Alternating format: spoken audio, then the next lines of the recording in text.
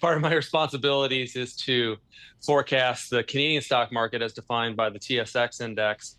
And I'll say this, that, we have a bunch of different responsibilities there, some of which is to manage actually Canadian equity portfolios. And the majority, I'm not being flamboyant here, the majority of our Canadian clients want to sell America and just be in Canada. And we think that that is not only a tactical error, it's a longer term strategic error, given the fact that from a diversification standpoint, and given just the fundamental perspective as America goes, so goes Canada, it regardless of the outcome of this, the countries are still tied together. They're still doing business together.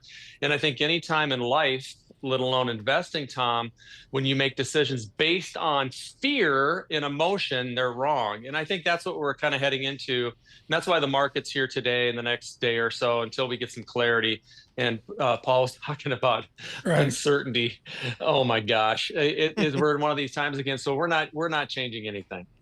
So I guess you're of the opinion, Brian, that this uncertainty in the marketplace, it will pass to a certain degree at some time in the near future. I'm not sure if it's as soon as Wednesday, but sometime sooner rather than later. Well, it could be today. It could be tomorrow. And I think what the problem is, Paul, is that, all of us collectively on air right now have been doing this for a long time. And I think there's a couple of problems. Number one is I believe that the near-termism has been exacerbated since COVID, that we've become so reactive. Number two is we have to deal in life, just like, again, investing, with things that we know. We don't know exactly when this is going to stop or change, and it all could change to the positive as well. And I think too many people that do what I do want to make the big negative call and want to assume and infer, and that's really difficult.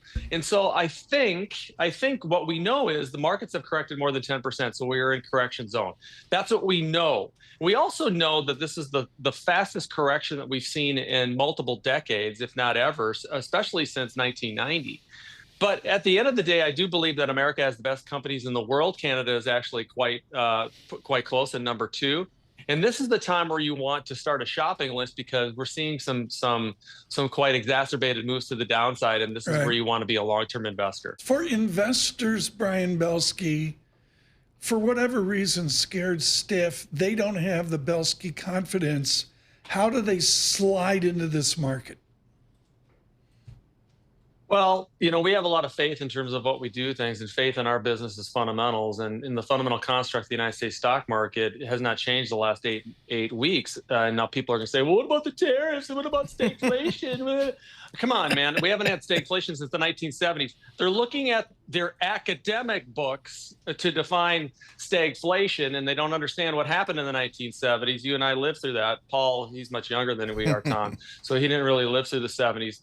But at the end of the day, you want to find really great companies. If I take two steps back and I say, okay, what are the top 10 companies in the world? Oh, by the way, they're all here in the United States. And so I think this is where you want to make your list, and you want to be an investor in Google and Apple and Amazon and Costco and United Healthcare and Berkshire Hathaway. Tesla is no longer a Magnificent Seven, by the way, but Tesla is a fantastic technology company. And I think you want to own Tesla for the operating system right now, just like you wanted to initially buy Apple for the operating system back in the early 2000s. So I think that's the way you want to kind of think thematically. Now, there's no doubt that there's bumps in the road. There's no doubt that we don't exactly know what President Trump's going to do, or we don't know the retaliatory stuff. But again, we are negotiating. Nothing is certain. And so I think you have to deal with what's certain. And what's certain is make your shopping list of the top 10 companies in the world, be consistent. And by the way, nobody sold at the peak. So this peak to trough analysis that a lot of people are starting to talk about, it's bunk, because people don't do that. And actually more people buy at the top than they sell at the top.